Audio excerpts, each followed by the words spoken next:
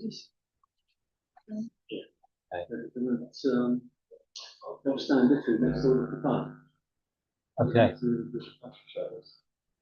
We are on Daf. Welcome everyone. We're on Daf Pei Gimel Amud Aleph, 83a on the bottom. Really on Pei Daf Gimel and Beis, but we're starting with Pei Gimel Amud Aleph, 83a, the fourth to last line. Before we start up story, stories from Rabbi Chil Sparrow. Chil Sparrow tells the following story. Rabbi Lazer Kahanemet, who was the son of the famous Rabbi Kahanemet, Panovich Rav, he was giving a speech at an orphanage. This kind of orphanage, whatever it was, the orphanage, but this one was in perhaps in Bnei Brak, and he was speaking to the teachers, the various residents, students, whatever you would call them, orphans, and he told them the following story to help inspire them. So he told the following story. He told them in Yerushalayim, this probably happened something like 1860, something like that. There was on Yom Kippur night, there was a mother and a baby, and the mother was sleeping. 1 second, it's Baruch. Now my phone's working. Good morning, Baruch. Just put you on. Morning. So again, Bill Baruch and the Lazer Kahneman was telling a story about to the teachers in orphanage in Bnei Brak from the following story. In Yerushalayim, around 170, whatever, 150 years ago, there was a mother who was sleeping.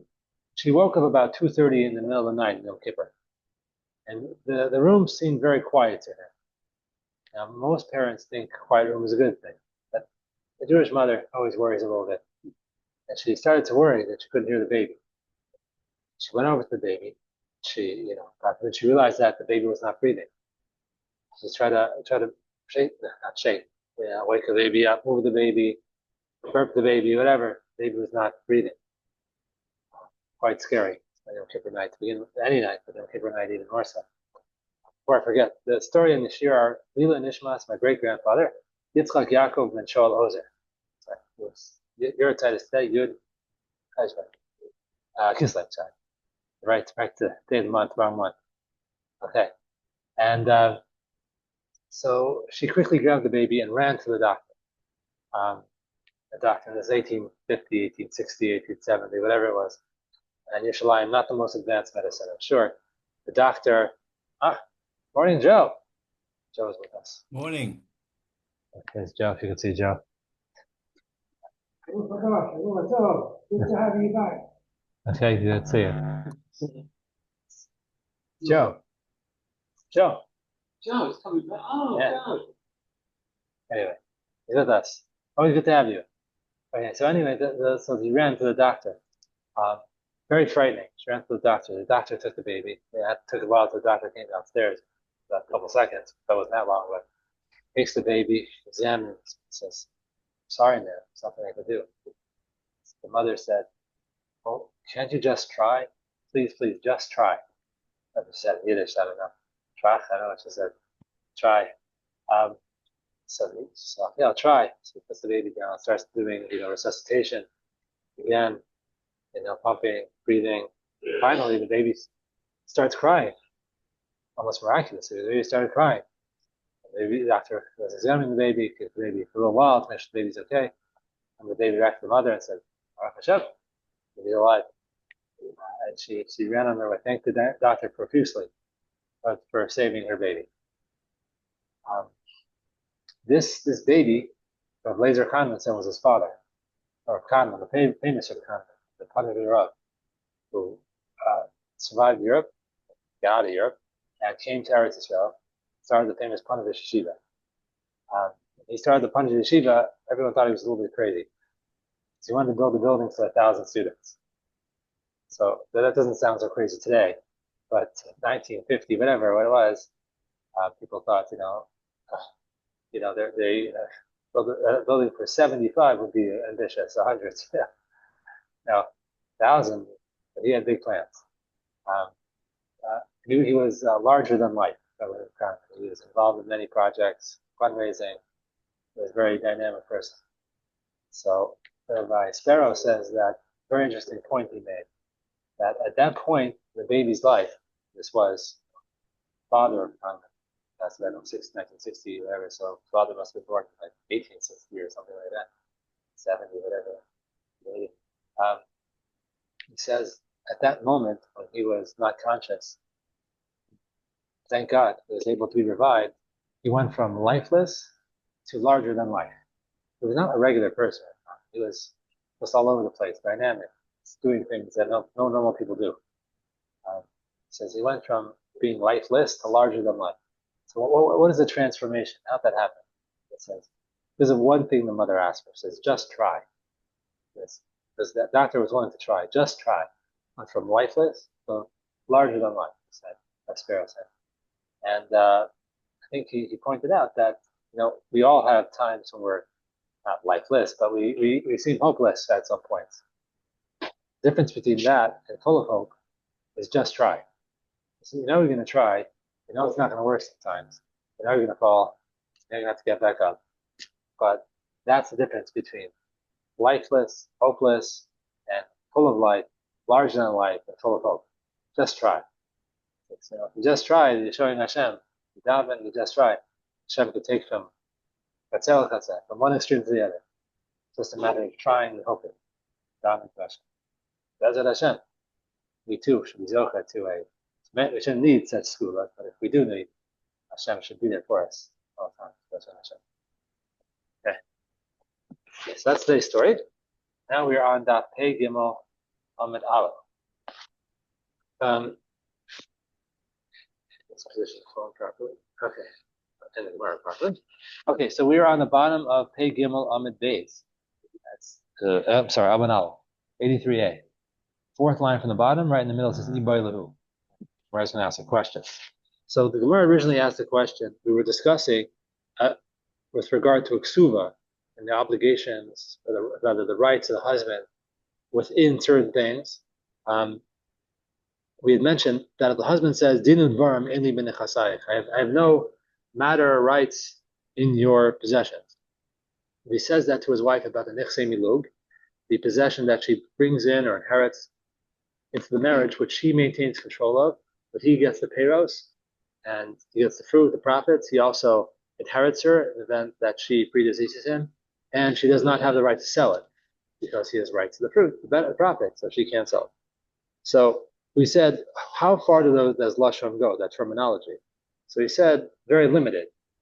It's limited in the sense that only allow her to sell the property. Then we went into different terminologies. She expands the terminology. If he says, rather, I also give up on my peiros, the fruit, and I also give up on my inheritance, right? Those would work. So then the Gemara brought a case of two partners, a brisa, about two partners who own the field, and it's a similar terminology and whether it works or not. So we asked the following question. Now, if he says that I give up my rights to the field, Dinu dvarim ein li b'nechasayich, the partner says, the shutaf says, I don't have rights to the field. He's just saying, I hope, right? Pray, only if this is causing mitzaros, but it's not really a lashon of matana. It's not a terminology implying a full gift or a transaction. So it doesn't work. So the Gemara is going to ask, what happens if he also does a kinyan in the process? He does a kinyan khalifa. Not only does he say this, he says, Dinu dvarim ein li b'nechasayich, chasein, or whatever the terminology was. He says, I have no rights or claims on this field. That's not good enough. That's to use a lashon, a terminology of matana, of giving a gift. But what happens if he does something also? After he says those words, he also does a kinyan khalifa. He does like a transaction, like we do for selling the chametz. He picks something up, a handkerchief, pen, or whatever. It sort of it's an act of that you do. Will that give sort of weight to that terminology you just used? It's not a sufficient terminology to transfer ownership. I have no rights in this field. It's not sufficient enough, strong enough in the terminology. If he does that kinyan also, that acquisition, that kinyan of Khalif, and is that together, are they strong enough to then give the partner the full ownership of the field? So that's the question the Gemara is going to ask. Ibai lahu, kanu miyado, mahu. if not only does he say this, I have no rights in our field, the partner, he also does a kinyan chalifin. There's also a kinyan chalifin that takes place, that lifting up both your chest, whatever. Does that enough? Now, does that work? So it's machlokes. So Amar Rav Yosef, midinu dvarim konim biyada. All he's doing is sort of strengthening the words he just said. He said, dinu dvarim mainly besadazu. I have no right to this field, and I'm making a official kinyan on what I just said. The words don't have any weight, so backing up those very words don't add any strength to the kinyan. Just adding strength to the words. So the words are essentially not useful. So the act is not useful either. That's what Yosef says. Of Nachman Amar, mikufa shel karku konim yodo. No, it's not adding to it. It's not saying that the kinyan is going on the word. It's going on the karka. He's saying, I said these words, and now I'm making a kinyan to acquire the field. It's separate because, as the Rivan explains, that why is he doing this otherwise? He said a terminology that doesn't help. So why does he need to? Why does he need to? Yeah, it's still here. So I lost bar. Okay. So why is he doing that? So the Rivan explains that it's obviously he's doing it. He's explaining Rav Nachman. Rivan explained Rav Nachman. Obviously he's doing that. He said the words, but now I want to make the kinyan. This is an actual kinyan. So which one is it? Does that additional kinyan, the chalifin, now make him an owner, give up the ownership of the field, the partial ownership of the field, or not? So Amar Abaye. Abaye says like this: Mistabra milsa de Rav Yosef. It's logical that when Rav Yosef said what he did, Rav Yosef said that if you do the kinyan chalifin, make that kinyan, looking something up, after he said the words that don't help, it depends, he says.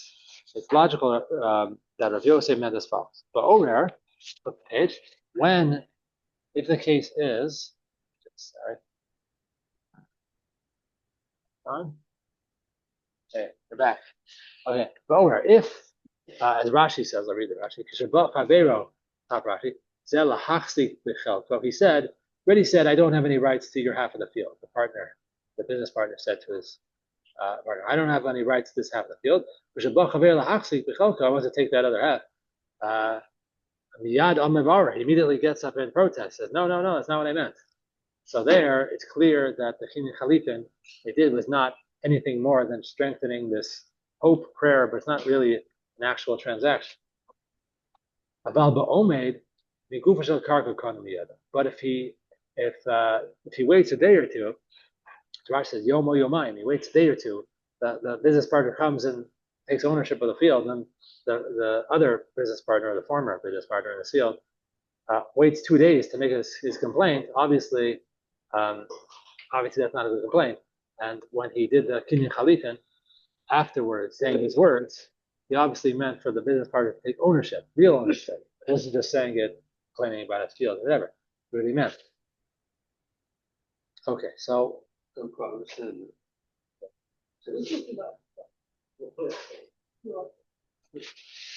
Regarding the case where the original owner protests immediately when there was seeking, right? So who's the original owner? There's partners in the field, or she owns the field.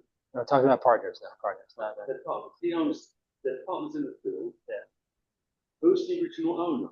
If the original owner protests, if they're partners in the field, how can they be the original owner? No. It's the original half owner.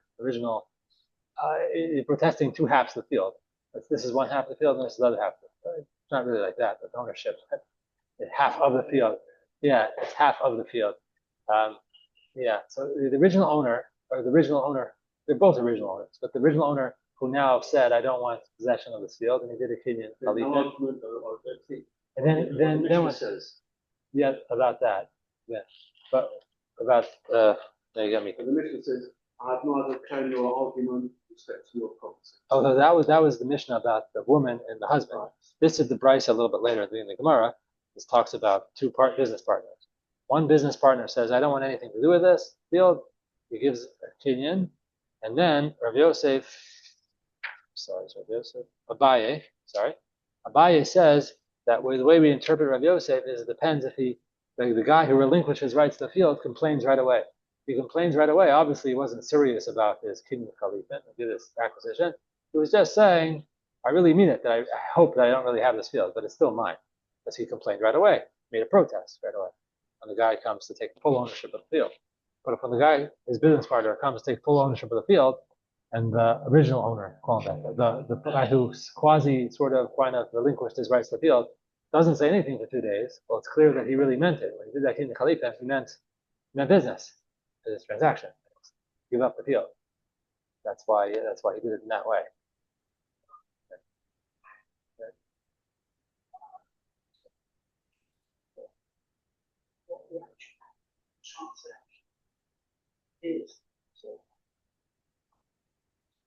It's Sunday. It's a derech halam. Okay. Yeah.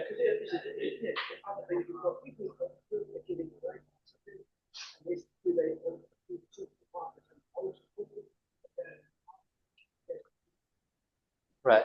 Let's assume that they both have 50% ownership of the field. Reuben and Shimon each have 50% ownership of a field. And Shimon says to Reuven, Dinu dvar mainly besadazu. I wish I wouldn't have ownership in this field. Now, that's sort of what he's saying. And normally, the Gemara said that's not really a good terminology to make a matana, a gift, a transaction. That's not enough. But after he says those words, he does something else. This is hidden khalifa. He picks up something of his to enact a transaction. So the question of the Gemara is, well, normally if you do that, it's a good way to make a transaction. But here he did the transaction, the Khalifa, and right after he said these words. Is a transaction. The Khalifa just trying to strengthen those words. In other words, meaningless words with a transaction equals zero. 0 times 0 is one thing.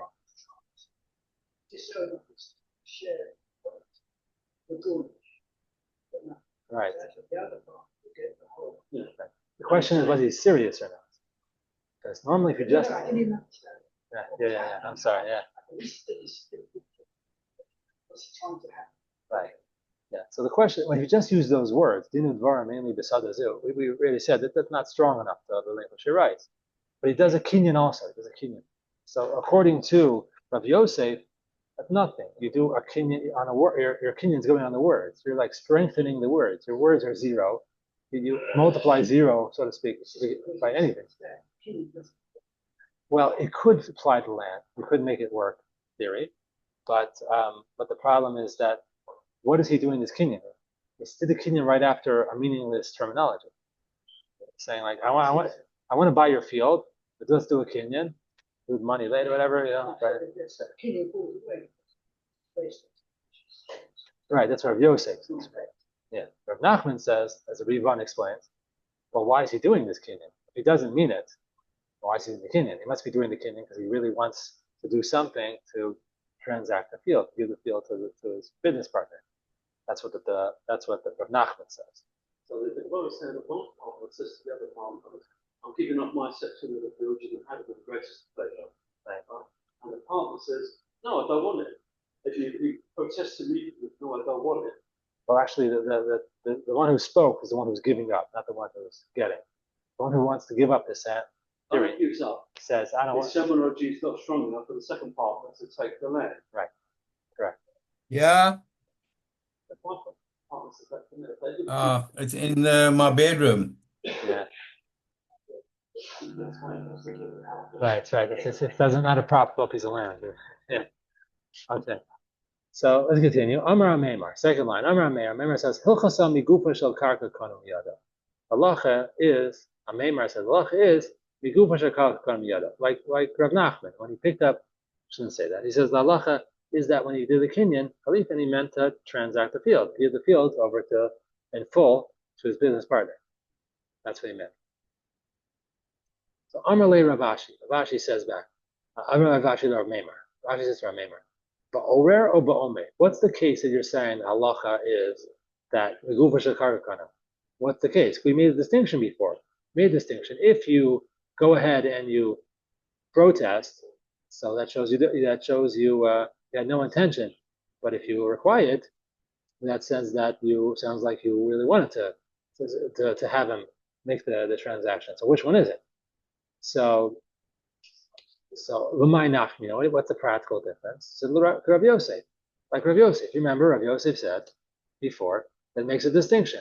That if Yosef said that it does work. If you do the kinyan, obviously you did this kinyan for some reason, so you did it for a reason, and so it makes a difference. If the guy protests afterwards, clearly he did not mean to transact it. But if he doesn't, it clearly means that he wanted to give it over. So Amr Light. So Amr says back to him, Lo Shmiali, Klom or Lo Sphirali. He says, no. Amemar is saying that it doesn't make a difference. When he says, that it doesn't make a difference. It says, Amemar is saying Allah is like this. That's not the distinction there of Yosef. If he said, Dinu Dvarim mainly B'Sadazu, which is not a very weak lashon, weak terminology, can transact the field. But then he does a kinyan right afterwards. Why is he doing the kinyan? He's doing the kinyan because he really wants to give over the field. And Maimar is saying it doesn't make a difference what happened afterwards. Even if he protests right afterwards or he doesn't protest afterwards, since he did that kinyan right afterwards, that makes him the proud owner of the full field. That's what the Maimar says. Okay. So let's continue. So now the Gemara is going to analyze the next piece.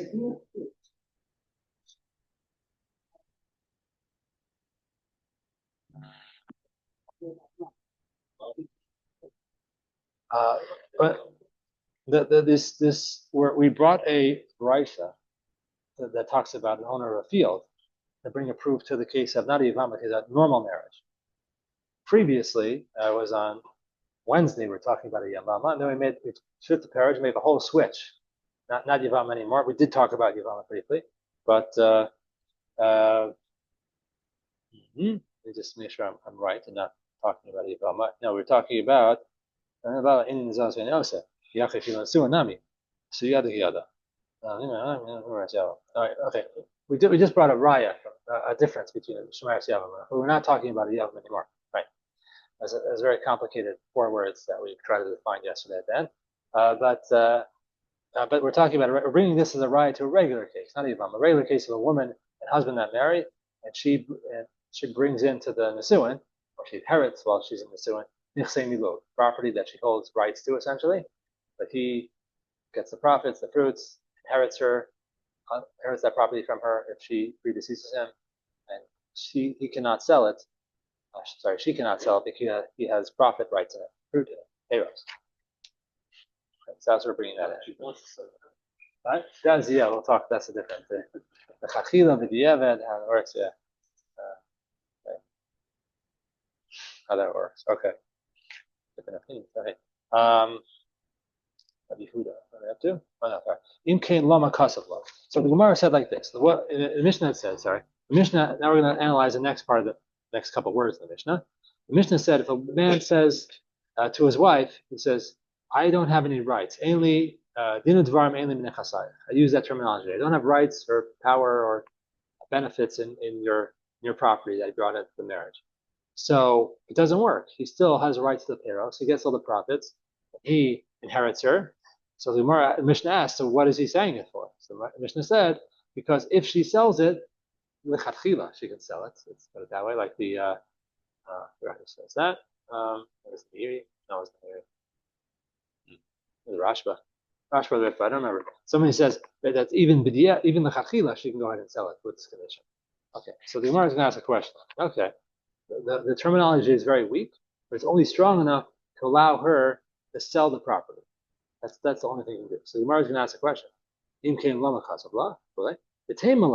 Let her say to him, in theory, let her say to the husband, Mikol milis salikas nafshecha. If this terminology you're using, dinu dvarim, is strong enough to give up your right to prevent me from selling it, so let that be strong enough to prevent you from to give me over your rights to payros, give me rights to inherit. Why is it strong enough for something? It should be right for everything. If it's not strong enough, so great. But if it's strong enough to do one thing, why can't it do all the things?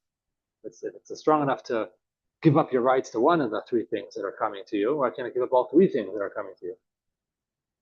So Amar Abaye, Yad Bala Shtar Tachtona. The possessor of the star has the weakest hand, so to speak, which means that we always assume the least. If the star is unclear, we always assume the least transaction possible in this particular case. In other words, the star that he wrote out, it's land, he's writing a star.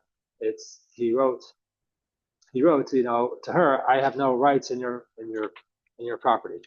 So what does that mean? There are three different rights that potentially should be giving up. One, two, three, or all three, or two. So we assume, since it's unclear, the principle is Yad Baal Shtar Tachtona. The Baal Shtar, the one holding onto the star, is the least power.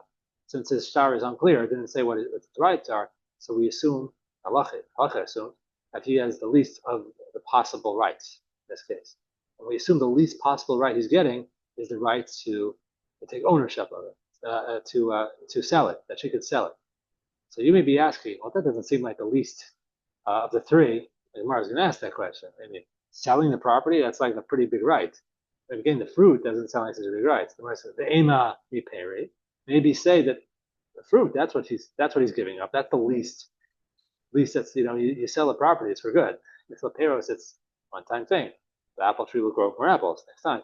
But so Amar Abaye says a certain principle. Botzina ta mikra. Botzina ta mikra. Rashi says it's the dalas. Katana kra dalas klo. Dalas is like a pumpkin or a squash or a gourd. Gourd? Yona. Gourd. Yeah, gourd. Okay, the gourd. I don't know. Yeah, some sort of vegetable thingy. Yeah, gourd. Yeah, so it's something a gourd. A gourd is like a family of vegetables, right? So yeah, I think a pumpkin is a gourd. It's tiny in America. Though. Anyway, so Amar by Botina Tav Mikra, a small gourd is better than a big one. What does that mean? Rashi explains that the last katana the last dola. Rashi explains that you rather have one right now, like than a bigger one later. I guess. Right. Exactly. Yeah. Yeah. Exactly the same thing. Yes. Exactly. You'd rather have something smaller now than something big later. So, right. So the payrolls are better for him because he gets them right away. The theoretical right for her to give up the sale, that's something come much bigger, but later. So the immediate is more important to him. So if he's giving up something, even though technically on paper it's worth more, he'd rather give up something that comes later than something that's immediate. Immediate is more valuable. Ve'ima mirusha. What about mirusha? If we're talking about selling something, if we're talking about he'd rather get something immediate, something this. So maybe Irusha is the thing that he'd rather get. Two, it's more, it's like a 50-50 chance. Maybe he'll precede the deceased her, maybe she'll precede him. Why not that? Is there something that the least thing that he would rather give up? Why not that? So Rabbi Misa Shchicha Mechira La Shchicha. Apparently women in particular, but people in general don't sell land so quickly. Back then, certainly, it's not something that people did. Misa happens, at the end of the person's lifetime. After 120, it happened. So he's not so quick to give up something that will definitely happen. Yerusha, there's a pretty good chance he's going to be Yorish. But sale, who says he's going to sell it? So who says it's going to get sold? So not necessarily the case. As Gemara continues, "Avchi misalik inish nafshe memilsa the shchicha, milsa the shchicha lo misalik inish nafshe." Things that are common. When people are willing to give up something, he's willing to give up something that's not so common. So something that is common, he's not so willing to give up. So selling the land, he's willing to say you can have the land rights because that's uncommon. In his mind, that's the least common thing that will happen, which may be the case. So therefore, he's willing to give that up. If the star says one thing, it's most likely that. Three things that the husband's entitled to is the produce of the land. He receives it after her death, and she can't sell it. There are three things. But if he writes that he's got no argument on anything, he's relinquishing all three of them. You would think so. Yeah. You would think so. But the terminology he's using, relinquish it, is very weak. It's very weak terminology. It almost doesn't sound like he's relinquishing anything at all. It sounds like I've had it with this land. Why he wrote that out is a good question. And he said it, we understand why. Why he wrote that out, I don't know. But so that's what the Mishnah seems to say. The Mishnah seems to imply it meant he meant the least important thing to himself, which is the right to sell the property, which is something she'll unlikely do, unlikely relinquish. That's the, if anything he's giving to her, it's that the thing we give her. So Rav Ashi is going to give a different answer to that very question. Well, he wrote this. Why do we assume it's only one thing or this thing as opposed to all other things? Why this one of the three is he relinquishing? So Rav Ashi Amar, the terminology he used, it's applied. Rav Ashi Amar, he said from your property. What that means property below the perosayim, not the rights and the fruit, not the profit. He said from the property I'm relinquishing. In the chasayich below achamisa, you're saying your property and not to inherit you after you pass away. So the terminology he used is most closely linked, closest to giving up the rights to selling, not to prevent her from selling it. That's what the terminology itself implies that. So now the Gemara goes on and then asks the next section in the Gemara in the Mishnah. We had said that the more the woman said, the more the man says, or writes actually, can be saying too, depends on the case. It could be also saying, Rashi pointed out, that the more you include, the more you're relinquishing. Just say, Dinu Dvarim, Ainli B'nechasayich. I don't have any rights to your property. He's only giving up the right to prevent her from selling the property. But if he includes the word payros, I also relinquish my right to the fruit, then he's relinquishing his right to the profits, the fruit from the field. Rabbi Huda had said in the Mishnah, the fruits of the fruit, which we'll define momentarily, we did before, that he doesn't give up until he specifies that. Everything has to be specified. He just says, I give up my right to my fruits, says Rabbi Huda. Doesn't mean that the profits that come from the profits, secondary profits we'll discuss, he isn't relinquishing. Has to say it. So what is that distinction between payros, profits, fruits, and pere payros, the fruits, the benefits that come out, the profits of the profits? What is that? So, it's a quote from the Mishnah. Rehuda Omer la'olam hu ochel pere payros. He can still eat the payros of the pear, fruit, until he specifies he relinquishes his right. He relinquishes his right to those. So Tana Rabbana, we're in the following in the Brisa. Elohein payros, Elohein pere payros. What's payros and what's pere payros? Ichnisa lo karka. She brings in land to the marriage, or she inherits it. She's in the son. Vasasa peros, and that land either produces wheat or fruit, or it's rented, whatever. It has some sort of profit that comes out of it. Harehin peros. Those are the peros. That's the profit. Those are the fruits. Machar peros. Then you take those very fruits and you sell them. Balachach man karka, and you purchase with them land. Vasasa peros, and then that land produces fruit too. Harehin pere peros. Those are the profits of the profit, the fruits of the fruits. We discussed that when we learned the Mishnah, just to make it understandable. Okay. So basically,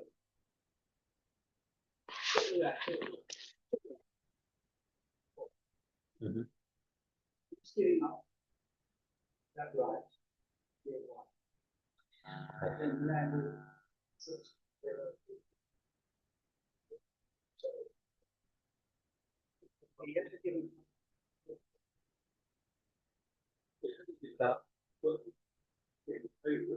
from the promise of the crop will have a limit.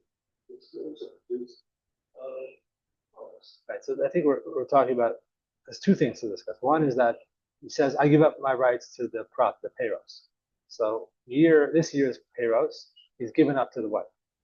Then another year go by, and there's a whole new crop. He's also given up that to the wife. He says, not for this year. We'll discuss it. Yeah, it's very much the. So how do you get the money's blind so both these questions will be discussed in the next piece of art. Very good questions. They're thinking ahead. Very good. We'll see. There was on the right track. Yeah. So let's see inside. We'll have a good idea. So yeah, that's right. Iboy lahu. About a third way down. Iboy lahu. Gemara's going to ask a question. So Rabbi Huda said he has to use a particular terminology to assure that not just the payros are relinquished, but also the pere payros. He has to learn the following terminology. I'm reading from the Mishnah. Let's flip back to the Mishnah. I have no rights to your property, uperosayim, and the fruits, upere peros, and the profits of the fruits of the fruit, ad olam, it's forever. So he's adding in ad olam to relinquish his rights to all the fruits that come out of it. He adds the terminology ad olam. He's saying two things: pere perosaya, the fruits, ad olam, forever. So that seems like a very enriched, very elaborate terminology. The question is, does he need to say the whole thing? Why is it necessary the whole thing? We'll discuss that right now. Ibai lahud Rabbi Huda, Ibai lahud. Rabbi Huda, pere peros dafka, odilma ad olam dafka. He says the whole thing.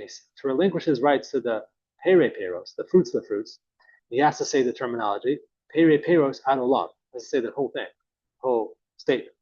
So which is the main part? Which is the part that's critical? The pere peros part or the ad olam, or forever part? Which one is more important? Pere peros dafka or dilma ad olam dafka or dilma tarvayu dafka? Maybe specifically both are critical.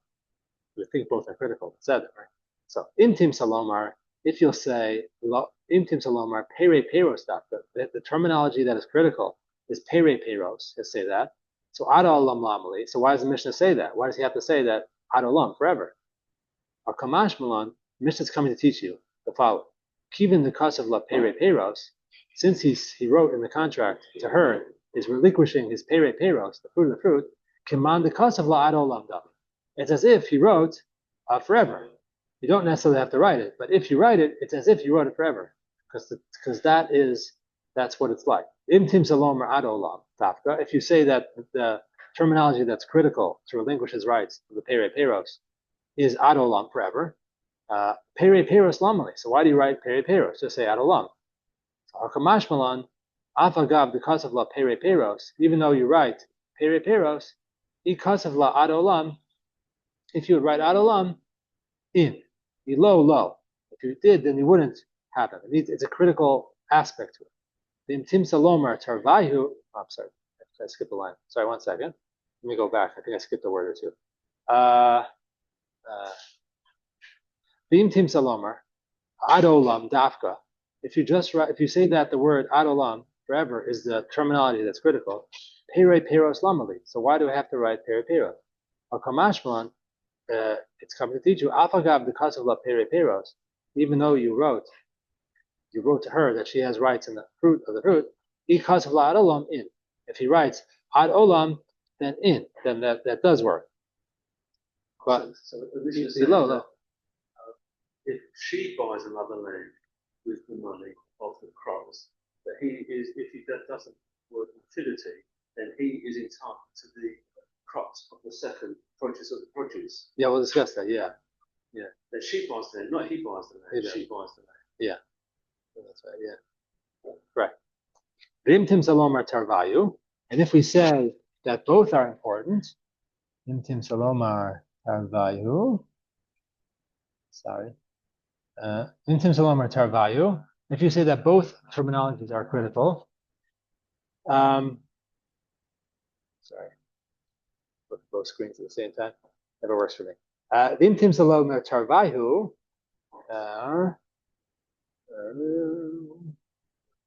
Sorry, lost my place. Intim salomar tarvayu. If you say that both terminologies are critical, pere peros and adalam, forever, dafka. In terms of dafka, tarti lamali. Why do you need both? Why is it not sufficient to write one? So tzricha, you need both. Because of la pere peros, we just wrote fruit of fruits. Below cause of la adalam, havmina pere peros futalo akil.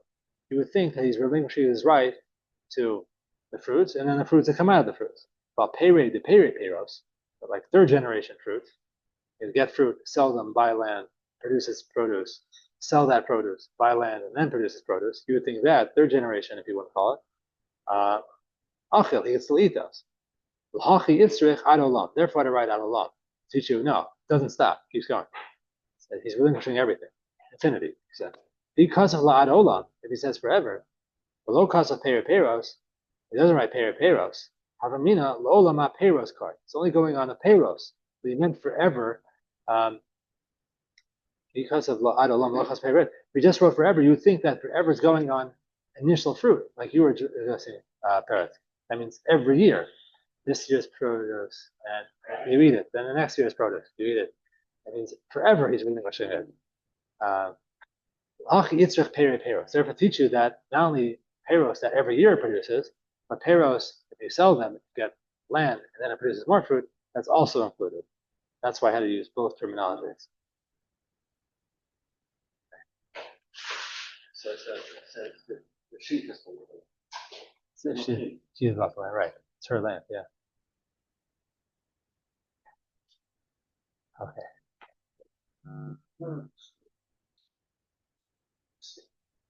Right. My understanding, you are buying space of rich.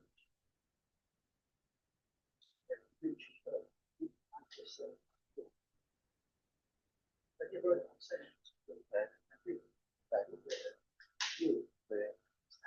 Okay. Buying it.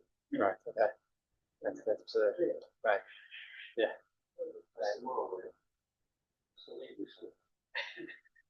Seriously, that's what Yeah, we all, I mean, that's how what we're common around. people talk Right. was understood by a certain expression. Right. Absolutely. So this is a scenario here. Right. And what is this? I really was having up versus 1 year and which next. But I was thinking about, I got this budget and I'm physically selling it to the vet to get money, and then there's a front price completely different, not connected to the original land. Right. Trying to work out what goods and what's in the tree. Right. Exactly the same. Right.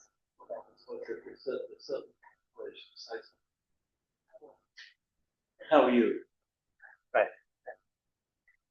Yeah. Two expressions, the same words, different connotation. Right. Right. Exactly. Rhetorical question, but we still read it there. How is it said? Right. How Yeah. are you? How are you? Exactly. It's exactly the same. Yeah. Yeah. That's what we learn. Yeah. Right. Okay, so let's see. Ibai lahu. Another question in Gemara. That's about 2, 4, 6, 9, 9 to last narrow line. Ibai lahu. What happens if he writes the following to his wife? He wants to relinquish things. He writes the following thing to his wife. Ibai lahu. Kasavla dinu dvarim ainli b'nechasayich. I have no rights to your land. That's for, she has a right to sell it. Upere peros. And she says, upere peros. He writes to her and to the fruit of the fruit. He left out fruit. Buddha said you should have to write both, the fruit and the fruit of the fruit. Adolam said also. But he left out the first stage. He only went on to the second generation, the fruit that he's relinquishing. Mahu sheyachal peros. What about eating the actual peros? So this is what we'll get to your question, Alan, here, a moment. So what about that? He's relinquishing the second generation of peros. Sounds like he's not relinquishing the first generation of peros, the immediate produce of the field. So ma'ashiyach peros. What about eating the peros themselves?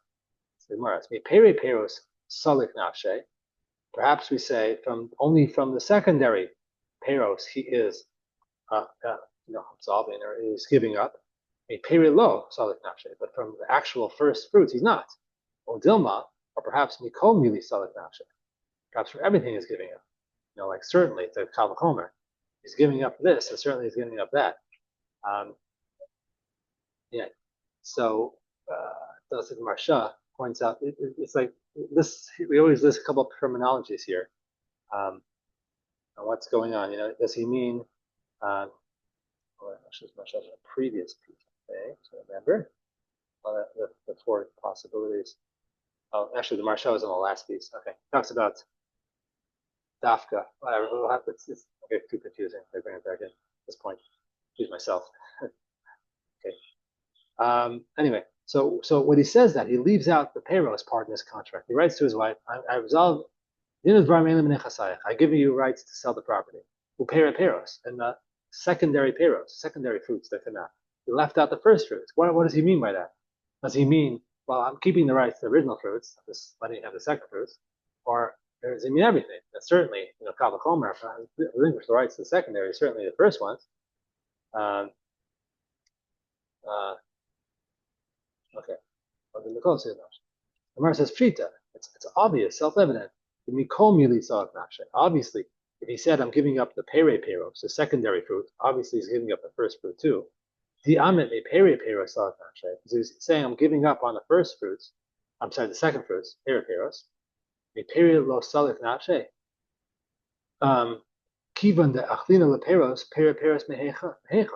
If he's eating the first ones, where are the second ones going to come from?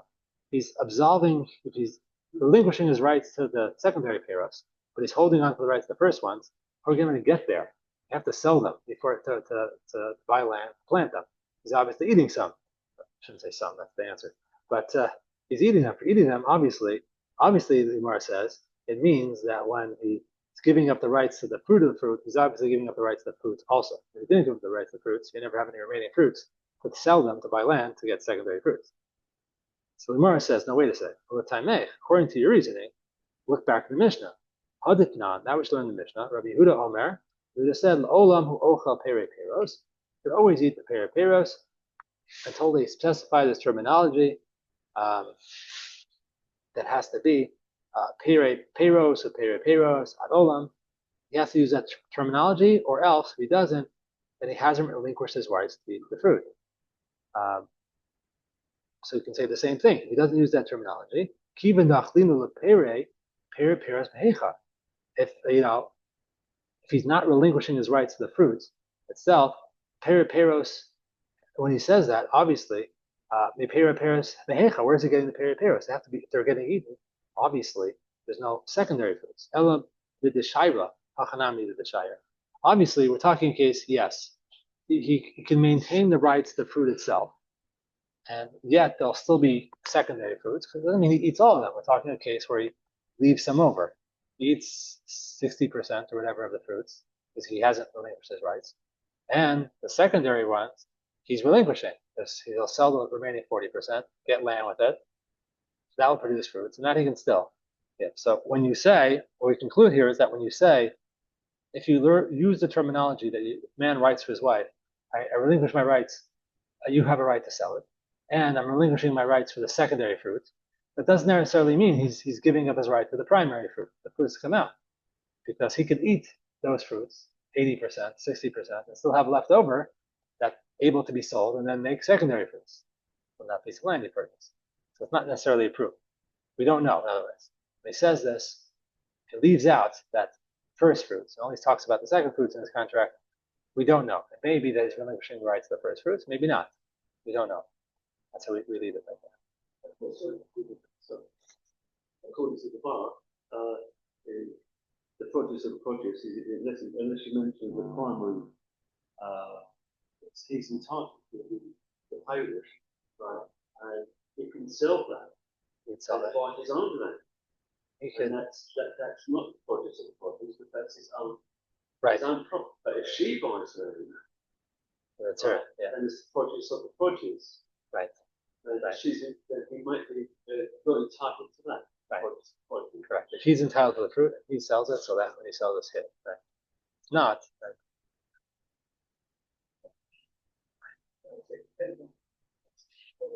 yeah. Right.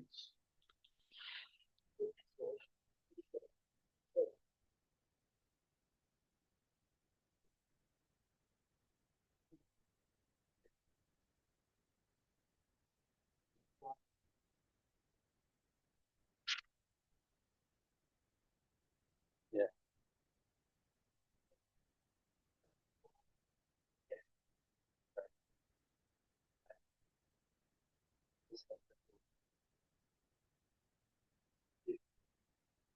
He likes the primary produce of the produce is the word primary.